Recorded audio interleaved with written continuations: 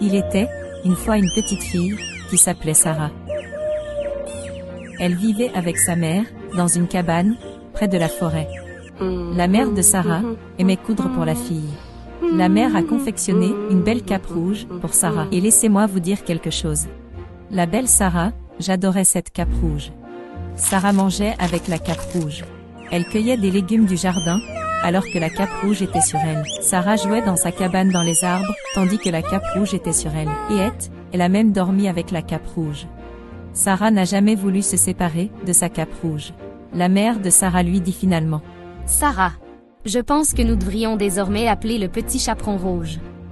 Et à partir de ce jour, Sarah eut un nouveau nom. Le petit chaperon rouge était dans sa cabane dans les arbres. Elle jouait avec ses peluches et ses poupées. La mère de Sarah a commencé à lui parler. Petit chaperon rouge, descends s'il te plaît, il faut qu'on parle.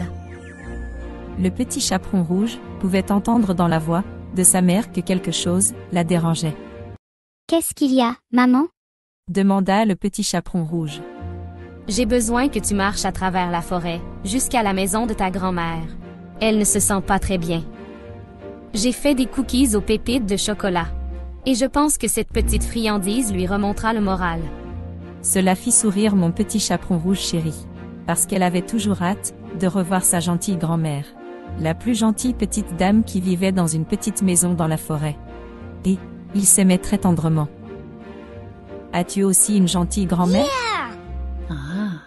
C'est bon, revenons à l'histoire. La mère s'est assurée de donner le panier de friandises au petit chaperon rouge, et dit au petit chaperon rouge: S'il vous plaît, restez concentrés. Et rappelez-vous, restez sur le chemin. Allez directement chez grand-mère, et ne parlez jamais à des inconnus.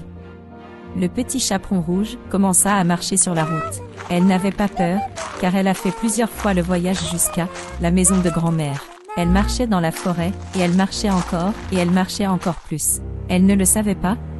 Elle ne savait pas qu'elle était suivie par un grand, méchant loup très effrayant.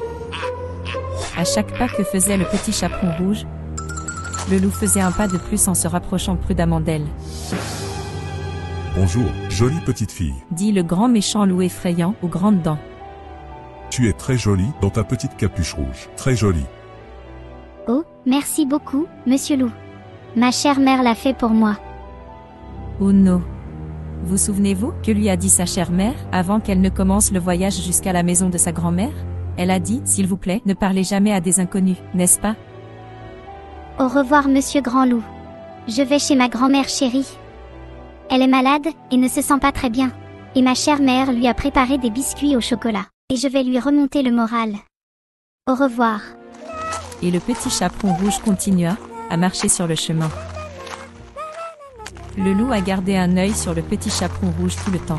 Et tu sais quoi? Ce grand méchant loup se dit: Le petit chaperon rouge a l'air savoureux, ce sera un délicieux repas pour moi. Et si je la dévore pour le déjeuner? Je n'aurai rien besoin de manger et je n'aurai pas faim pendant très longtemps. Mais le loup ne s'est pas arrêté là. Il l'arrêta de nouveau alors qu'elle continuait à marcher. Cher petit chaperon rouge, j'ai remarqué que si vous vous éloignez du chemin, juste un peu, vous y trouverez de belles fleurs, sauvages colorées et parfumées.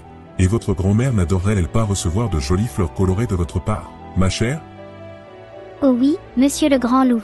Dit la petite fille. Les fleurs remonteraient vraiment le moral à ma grand-mère. Et le grand méchant loup effrayant, intelligemment et doucement, l'a attirée hors du chemin. Pendant qu'elle était occupée à cueillir les fleurs pour sa grand-mère, le loup, parce qu'il était très méchant et sournois, se dit-il: Je vais vite courir chez la grand-mère du petit chaperon rouge, et je vais d'abord la manger. Et ensuite, je me cacherai dans la maison, et j'attendrai que mon chéri petit chaperon rouge entre dans la maison. Et je mangerai aussi le petit chaperon rouge. Quel loup très affamé, méchant et méchant. Il arriva finalement chez grand-mère, et frappa à la porte. Qui est là? Demanda la grand-mère depuis son lit. C'est moi. Le petit chaperon rouge. Dit le loup, d'une voix changée, et mince. Je vous ai apporté des biscuits sucrés aux pépites de chocolat, pour vous remonter le moral. Oh mon cher enfant. La porte est ouverte. Entrez, ma chère. Je me sens très faible, je ne peux pas me lever et je ne peux pas l'ouvrir. Eh bien, c'est ici que l'histoire devient très effrayante. Le loup est entré très vite dans la maison, il grognait avec ses grandes dents pointues, et tout à coup il a englouti la pauvre chère petite grand-mère. Oh mon Dieu! Il enfila une chemise de nuit, se déguisant en grand-mère du cher vieux petit chaperon rouge, et il sauta rapidement dans son lit, attendant l'arrivée du petit chaperon rouge, avec le panier de biscuits. Entre-temps, le petit chaperon rouge a pu cueillir les plus belles fleurs, pour sa grand-mère. Et elle est presque arrivée chez grand-mère. Quand elle est finalement arrivée chez grand-mère, elle a eu un peu peur de quelque chose. Elle remarqua que la porte d'entrée était ouverte. Grand-mère? Chère grand-mère? Elle entra dans la maison, et dans la chambre de sa grand-mère. Dit le loup. Oh mon cher enfant, n'allume pas la forte lumière. Je suis très malade, et la forte lumière me donne mal à la tête. Amenez-moi simplement votre mignon petit vous-même ici, et laissez-moi vous faire un câlin. Oh ma grand-mère! Je suis ici avec des biscuits et des fleurs, pour vous remonter le moral. Le petit chaperon rouge s'approcha pour la serrer dans ses bras, et elle put soudain voir ses grandes et laides oreilles. Grand-mère! Quelles énormes et grandes oreilles as-tu fait grandir, grand-mère? Pour mieux t'entendre, ma chère jolie enfant. Même s'il faisait sombre, ses yeux s'adaptaient lentement à l'obscurité de la pièce. Grand-mère? Quels grands yeux effrayants as-tu? Pour mieux te voir, ma jolie chère enfant. Grand-mère, ouvre la bouche. Je vais te donner un biscuit sucré. Oh, quelles grandes dents blanches affamées tu as? Alors, à ce moment-là, le loup s'est assis et a crié fort. Pour mieux te manger avec mes dents, ma chérie. Le petit chaperon rouge avait tellement peur à ce moment-là. Elle a crié et pleuré. Oh non! Et elle a couru hors de la maison, aussi vite qu'elle a pu. Elle a couru vers une tente, et a remarqué qu'il y avait un garde forestier assis près d'un feu. Elle a couru vers une tente, et a remarqué qu'il y avait un garde forestier assis près d'un feu. Laisse-moi regarder. Alors, il entra dans la maison et remarqua le loup couché dans son lit. Et le loup a essayé d'être tout sournois.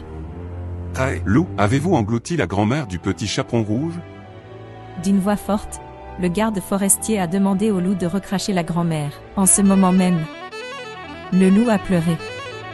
Je ne recracherai pas la grand-mère du petit chaperon rouge. Le garde forestier lui a donné un coup de poing dans le nez. Il lui a tiré la queue. Et le loup a été obligé de recracher la grand-mère.